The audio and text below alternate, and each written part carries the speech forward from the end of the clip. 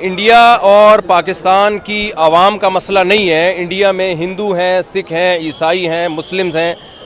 پاکستان میں بھی ہندو بھی ہیں، سکھ بھی ہیں، میجورٹی مسلمانوں کی ہے، عیسائی بھی ہیں. یہ سب ایک جان ہے. ہم جب دوسرے ملکوں میں جاتے ہیں تو میں نے دیکھا ہے کہ ایک ہی پلیٹ میں بیٹھ کے کھا رہے ہوتے ہیں پاکستانی بھی اور انڈین بھی. کوئی فرق نہیں ہے انڈین پاکستانیوں میں. کلچر سیم ہے، زبان سیم ہے. وہ اس اردو کو وہ ہندی کہہ دیتے ہیں اور ہم ہندی کو اردو کہہ دیتے ہیں. تو کوئی فرق نہیں ہے.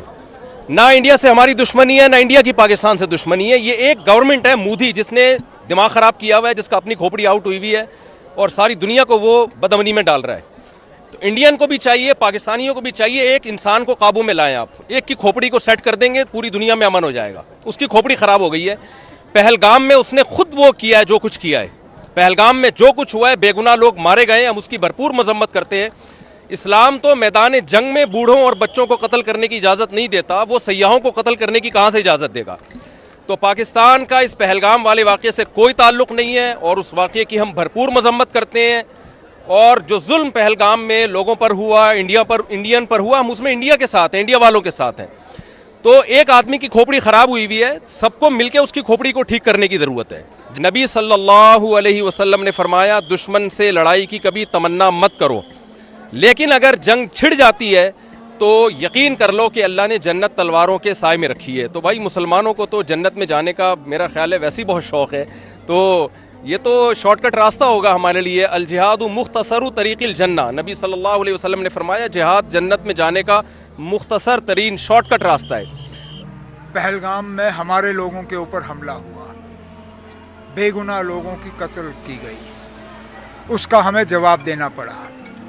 لیکن یہ جو اب لگاتار اس کو بڑھانے کا سلسلہ جو پاکستان کے طرف سے ہو رہا ہے، اس میں نہ پاکستان کو کوئی فائدہ ہے نہ ان کی کوئی کامیابی ہوگی. بہتر یہی ہوگا کہ وہ اپنی بندوقیں خاموش کریں اور یہاں پہ حالات جو ہیں وہ دوبارہ سازگار ہوں.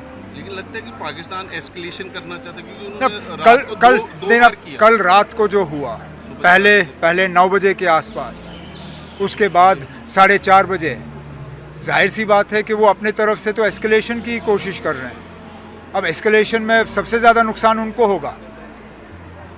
ان کو تھوڑی سی اب اپنے عقل سے کام لینی چاہیے اور یہ ایسکیلیشن کے بجائے ان کو ڈی ایسکیلیشن کے طرف جو ہے توجہ دینی چاہیے. سر پونچھ میں کافی لوگ ہمارے مارے گئے، بہت نقصان ہوا ہے پونچھ میں. السلام علیکم ورحمۃ اللہ وبرکاتہ.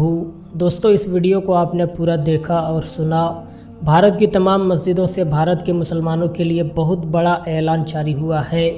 دوستو، اگر آپ نے اس ویڈیو کو پورا دیکھا ہوگا تو آپ کو سارا معاملہ سمجھ میں آ گیا ہوگا کہ اب بھارت کا مسلمان کیا کرے. دوستو، انڈیا اور پاکستان کے درمیان جنگ شروع ہو چکا ہے، یدھ شروع ہو چکا ہے. دوستو، جب انڈیا نے پاکستان پر حملہ کیا تو پاکستان کی مسجدیں شہید ہو گئی اور کئی معصوم لوگوں کی جانیں چلی گئی. یہ سوچ کر بڑا دل غمگین ہوتا ہے کیونکہ دوستو پاکستان کے لوگ مرے ہیں. لہٰذا دوستو جان تو جان ہوتا ہے، چاہے اس ملک کا انسان مرا ہو یا دوسرے ملک کا مرا ہو. تو دوستو یہ سن کر بڑا دل غمگین ہوتا ہے. دوستو جب آپ پاکستان بھی بھارت پر حملہ کرے گا تو یہاں بھی کئی معصوموں کی جانیں جائیں گی. تو دوستو میں بہتر یہی سمجھتا ہوں کہ اس جنگ کو روک دیا جائے. اگر دوستو یہ جنگ رک جائے گا تو اس میں دونوں طرف کے لوگوں کے لیے بھلائی ہے. دونوں طرف کے لوگ مارے جانے سے بچ جائیں گے. دوستو یدھ کرنے سے، جنگ کرنے سے کوئی فائدہ نہیں. دوستو میں چاہتا ہوں کہ آپس میں صلح مشورہ کر کے اس جنگ کو روک دیا جائے کیونکہ اس جنگ کی وجہ سے کئی معصوم لوگوں کی جانیں جا رہی ہیں. تو دوستو اس ویڈیو پر آپ اپنی کیا رائے رکھتے ہیں؟ دوستو کیا انڈیا اور پاکستان کی جنگ ہونی چاہیے یا نہیں؟